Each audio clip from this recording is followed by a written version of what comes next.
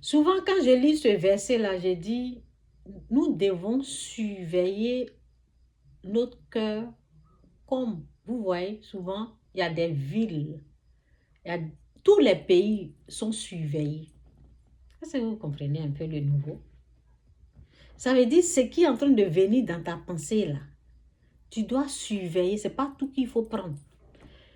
Si tu ne contrôles pas, si tu ne surveilles pas, que tu prends n'importe comment, c'est pour cela que la Bible nous dit, parce que nous seuls, on ne peut pas surveiller ce qui rentre. Donc, mais quand tu pries, ça dit prier sans cesse, quand tu pries sans cesse, tu pries, tu jeûnes, tu pries, tu pries, prier sans cesse, tu appliques ça dans ta vie, tu vas te rendre compte que quelque chose est en train de rentrer et puis tu vas rejeter. Si tu ne pries pas là, c'est fini. Les choses vont venir, tu vas prendre ça, tu vas penser que ce sont des bonnes choses et puis ça va te bloquer. Et tu seras bloqué, tu vas penser que les sorciers du village, pas les sorciers du village, c'est toi qui as pris. Garde ton cœur plus que toute autre chose, car de lui viennent les sources de la vie. Écarte de ta bouche, vous voyez, écarte de ta bouche la fausseté. Éloigne de tes lèvres les détours. Que tes yeux regardent en face et que tes paupières se dirigent devant toi. Considère le chemin par où tu passes et que toutes tes voies soient bien réglées. N'incline ni à droite ni à gauche et détourne ton pied du mal. Les mensonges, ceux qui sont dans les mensonges, ce sont des gros perdants. Ce sont des gros gaillards perdants. Tu es dans le mensonge là, Satan t'a eu. C'est lui le père, c'est lui qui t'a inspiré. Donc c'est là. C'est ici on gagne ou on perd dans la pensée. Tu gagnes là où tu perds. C'est ça. C'est pour ça que c'est dit, garde ton cœur plus que toute autre chose, car de lui viennent les sources de la vie.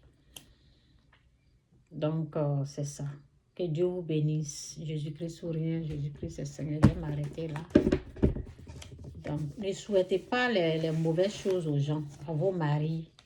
Oui, comme c'est un coureur de jupons. S'il est un coureur de jupons, prends un temps de jeûne pour sa délivrance. Demande à Dieu de faire grâce à ton mari. Il ne faut pas dire, comme il est comme ça là, donc on va veiller ici avant d'aller en Afrique. Ou bien on va faire ceci avant de faire ça là. Non. Est-ce que vous comprenez un peu? Parce que c'est un blocage et puis ça te bloque aussi.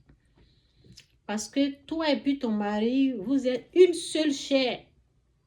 Vous deux là, vous formez une seule chair. Donc quand ça ne va pas là, c'est pour ça que j'ai dit femme. Écoutez ceci, si tu ne soutiens pas ton homme dans la prière, il va faire des bêtises.